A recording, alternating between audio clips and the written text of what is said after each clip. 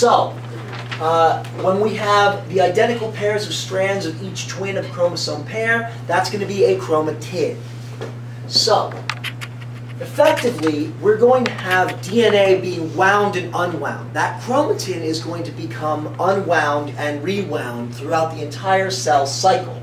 Now, everything here that is part of this cell cycle that isn't mitosis, which is going to be the division of the nucleus of the cell, is going to be part of interphase. So mitosis and cytokinesis, this is M phase. All of this is going to be mitosis M phase, mitosis, cytokinesis, that's M phase. All of the rest of this, that's interphase. So DNA in interphase is going to be in its least condensed state during interphase. It's not going to be dividing in interphase, the cell, because this is the time that the cell is going to be copying DNA and making proteins, so it's going to be needed to transcribe the DNA. So we're going to unwind that DNA. I want to make something very, very clear. If DNA is wound up as chromatin or into chromosomes or into sister chromatids, it is not usable. That DNA cannot be used. In order to transcribe DNA, as we saw in that RNA polymerase protein example cartoon, you need to separate those DNA strands. Chromatin being wound up into one big 30 nanometer fiber, that is not going to be unwindable and then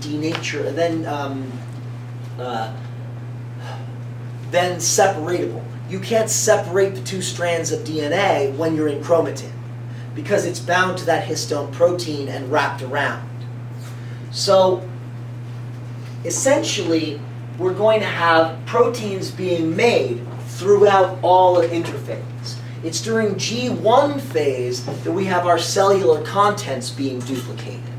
We're going to have all our organelles being duplicated. We're going to have more endoplasmic reticulum being made, more lysosomes, more Golgi, more of our ribosomes being made. All that stuff is going to be made, all that cell stuff. We're going to make that in G1 phase. During S phase, which by the way, according to Cambridge, is going to be a little bit farther up here, but that for humans, each of our 46 chromosomes, 23 pairs of homologous chromosomes, they're going to be duplicated at this time. We're going to take our single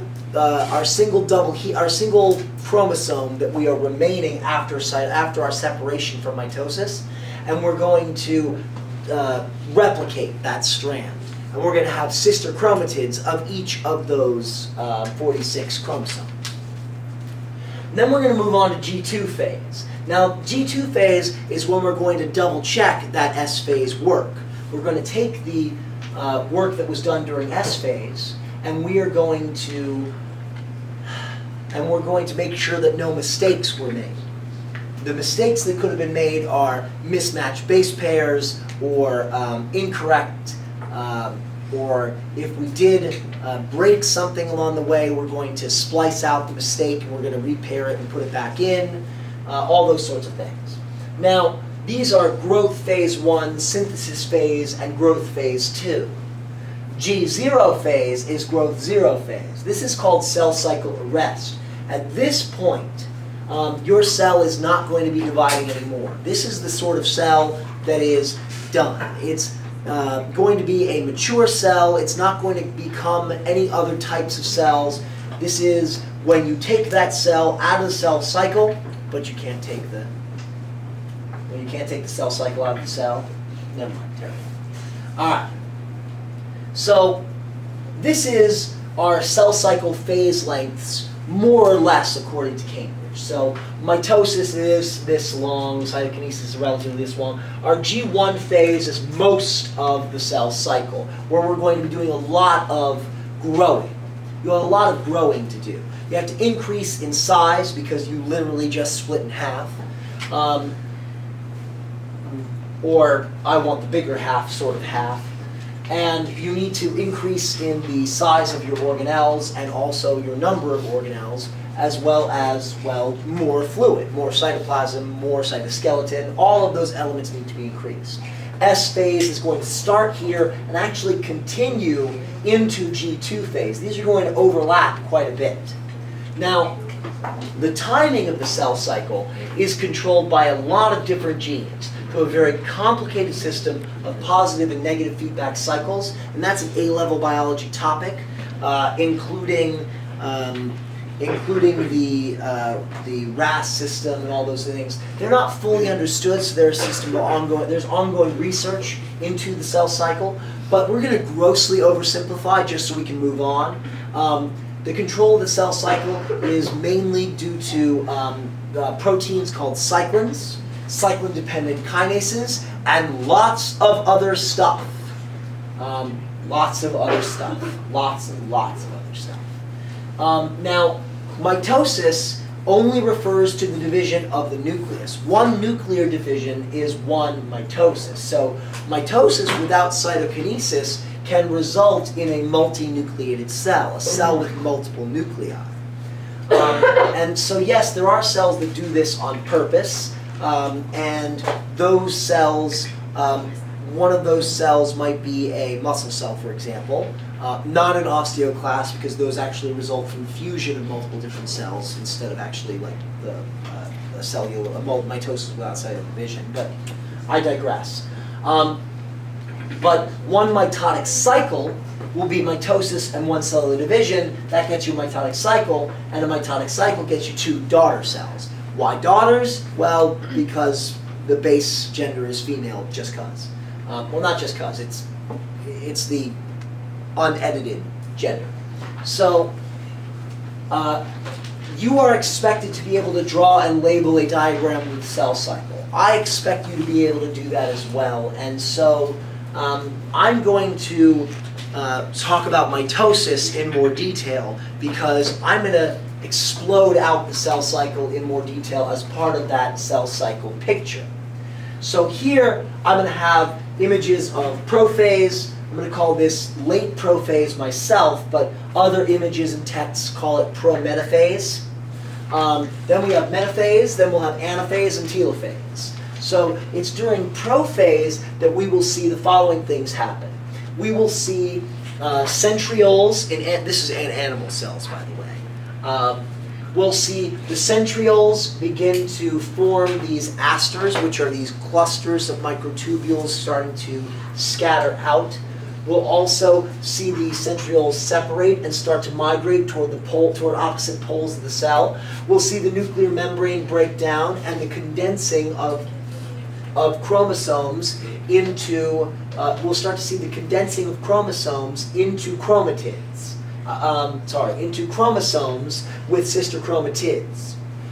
During later prophase, remembering that prophase is a process. It starts and ends. There's a beginning and an ending.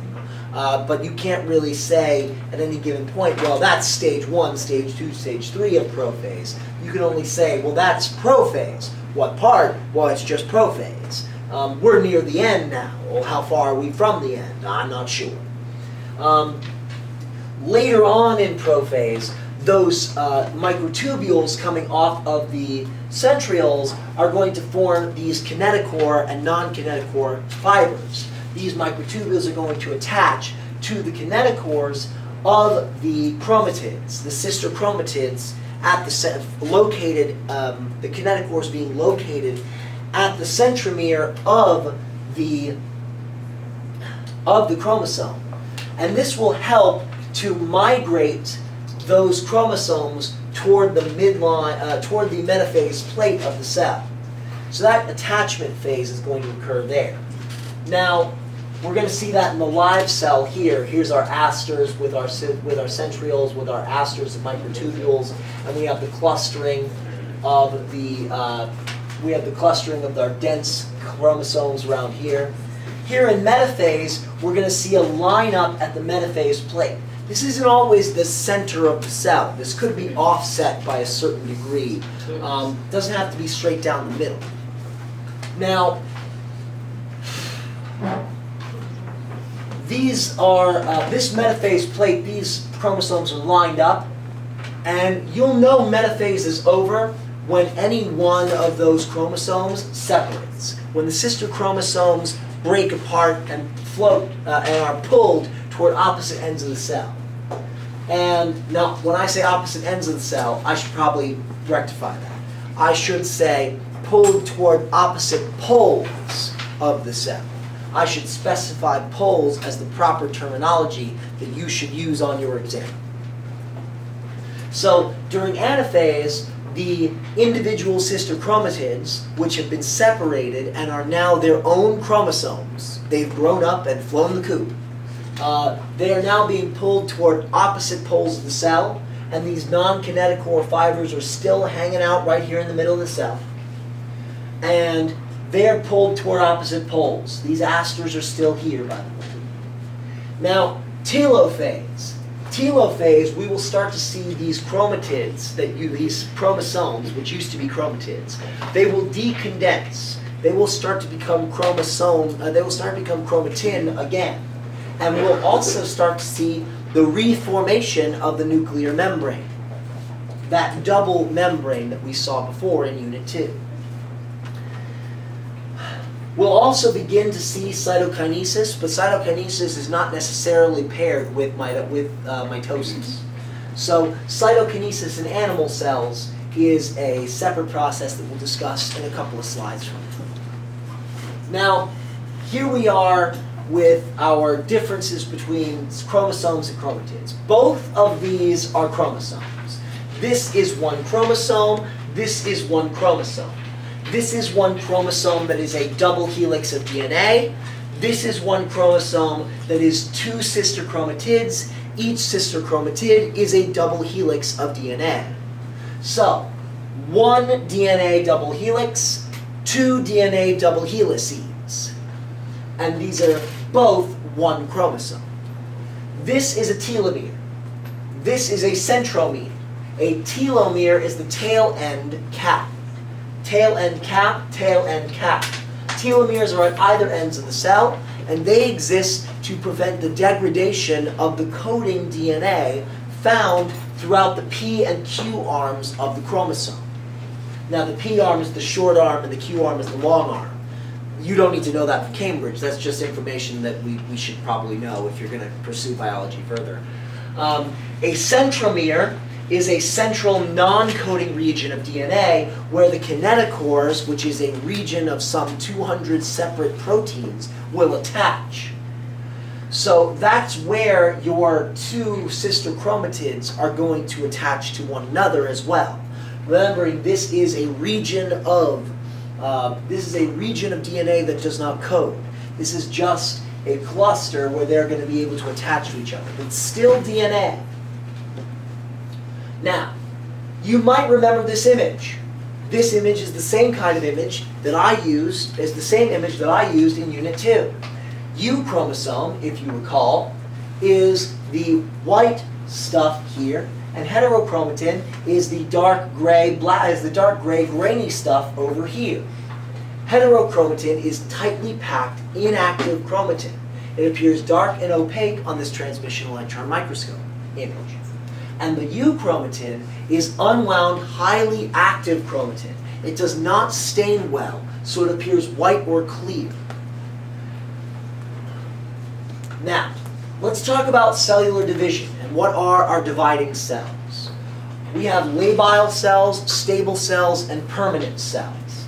Labile cells are cells that are going to divide constantly throughout the life of the organism.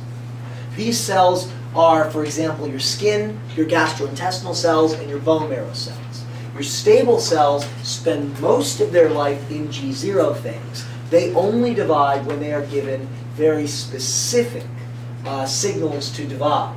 For example, the liver, the kidney tubules, and the endocrine glands, they can grow back if damaged, but normally they will stay put.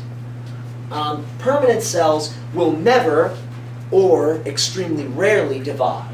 They are the brain, the heart muscle, and the skeletal muscle. It is unlikely that you are going to get more of these if you use and abuse them to a point where you have them no more. So take good care of them. Stem cells. Let's talk about those for a moment. Stem cells are those labile cells. Stem cells are found in very specific places in eukaryotes that divide to produce some cells to continue the stem cell line and some that will differentiate. So cells that divide and then differentiate. Differentiation is when a stem cell will express genes that will cause it to take on features of specific tissues. How many different tissues and what kinds of stem cells can differentiate, how many different tissues and what kinds of tissues will depend on what kind of stem cell that is. So there are different kinds of stem cells. So that's really what matters here. So where are those stem cells? You have the hematopoietic system, and we will discuss those in Unit 4. And those are found in the bone marrow, in your liver, in your ribs, in your skull, in your femur, and in your humerus. Amongst some other places when you are significantly younger, though. Now, you also will have, in any epithelial cells, will also have stem cells. For the purposes of Cambridge, it's mostly bone marrow and epithelial cells that you're going to be worried about. So, epithelial tissues are going to replenish the tissues of those fast cycling organs. So the GI system and skin, as I told you before. So we're going to ignore the other animal stem cell sites for the purposes of AS level biology. For plants, now plants, they also have stem cells. We're going to call that meristem. Meristem, there are 3 ways to classify meristem. We're going to base that on origin, on location, or on plane of division. The easiest one for me to explain is going to be based on location. So I'm going to explain that one. And then there's just going to be a slide next that's going to show you that. You can pause the video when I get to that slide. So apical meristem is found at the apex of the plant. That is going to give you growth and increase the length at the tip of the plant. Now it's going to be at the apex of the plant, at the tip of the plant itself, but also at the root tip as well. So it's going to increase growth this way. Now, intercalary meristem is found between the tip and the base of the leaves. So, or the base of a node or the leaves. So, effectively, this is your intercalary meristem here. That is going to increase the growth between nodes of a plant. So this is a node, this is the node, this is a node, this is a node.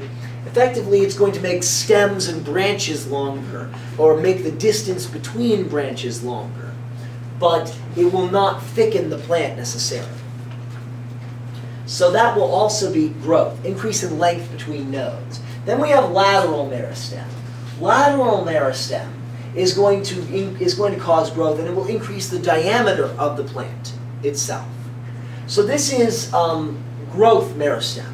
This is meristem that increases the mass of the plant. All right. Now there's vascular meristem called cambium that we're going to discuss very in depth in a short time. But here's that slide I promised you. You can pause the video now. Okay. All right. So now let's talk about cambium.